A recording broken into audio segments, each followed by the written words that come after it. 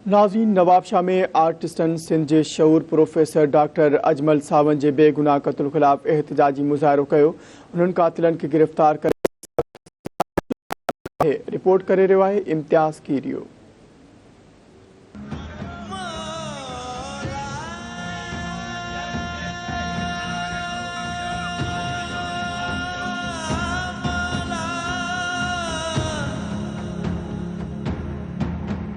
परदेह जी चमक रौनकूं डॉलर ऐं आराम छॾे इल्म जी लाट रोशन करण लाइ ॾेह वापसि वरियल IBA सखर जो प्रोफेसर डॉक्टर अजमल सावंत खे क़बीलाई तकरार जे नाले ते जहालत शहीद करे छॾियो, जंहिं ते सॼी सिंध ऐं इस्लामाबाद में कावड़ जी हर पखड़ियल।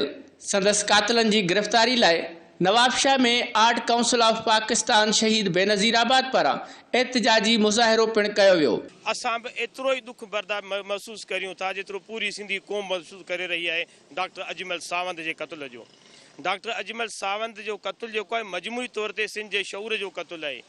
जॾहिं अॼु खां 5-4 साल पहिरीं डॉक्टर जावेद भुट्टो जो अमेरिका में क़त्ल थियो हुयो प्रोफेसर जो, तॾहिं बि सॼी सिंध रुनी हुई। पंहिंजे सिंध जे हिकु ज़िले में शहर में जेको आहे सो हिकु सिंध जे पढ़ियल लिखियल वेल एजुकेटेड माण्हू जो क़त्ल थियो आहे, तॾहिं बि असीं साॻियो रत रोऊं पिया त ही मजमूई तौर ते सिंध जे जेके शऊर आहे उन शऊर खे क़त्ल करे ऐं सिंध खे ऊंधा ई खाईअ में धिकण जी कोशिशि कई पई वञे। प्रोफेसर अजमल साहब हिकु निहायत नाज़ुक मिज़ाज पढ़ियल लिखियल ऐं सिंध जे लाइ पाण पतोड़ींदड़ हो, जंहिंखे ज़ालिमनि क़बीलाई तकरार जे वर चाढ़े छॾियो।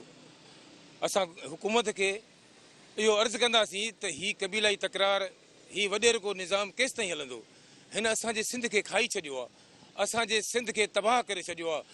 ख़ुदा रा इन ॻाल्हि ते एक्शन कयो वञे। असां घुर था कयूं चीफ जस्टिस ऑफ पाकिस्तान खां त असांखे हिन जा क़ातिल पकड़े असांखे इंसाफ़ ॾिनो वञे ऐं जेके बि असांजा नौजवान हिन जो नसुल आहे असांजे पाकिस्तान में आहे सिंध में आहे, असां अपील था कयूं त हिन जी मज़मत कनि ऐं ॿाहिरि निकिरी अचनि, रोडनि ते निकिरी अचनि। अजमल सावंत जहिड़ो माण्हू जेको पढ़ियल लिखियल माण्हू सदाईं सिंध लाइ हुन आवाज़ घणे बार खयो आहे ऐं हुनजो जेको इहो क़त्ल थियो आहे हुनजे फैमिली खे इंसाफ़ ॾिनो वञे, सिंध खे इंसाफ़ ॾिनो वञे, सिंध जे शऊर खे इंसाफ़। अजमल जो सावंत जो क़त्ल थियो आहे, असां सभु फ़नकार गॾिजी करे इन खून जी मुज़ामत कयूं था ऐं जेके सिंध में जेके असांजा सिंधी माण्हू आहिनि क़बाइली जहिड़ा आहिनि महिरबानी करे उहे ख़तमु कया वञनि। असां जी अॼु आर्ट्स काउंसिल ऑफ पाकिस्तान ज़िला शहीद बेनज़ीराबाद जा जेके आर्टिस्ट दोस्त आहिनि, अदीब दोस्त आहिनि, उहे अॼु गॾु थिया आहिनि अजमल सावंत जे बेरहमाणे क़त्ल ते ऐं सॼी सिंध सरापा एहतजाज आहे। इहो हिकिड़ो ई मुतालबो आहे जेको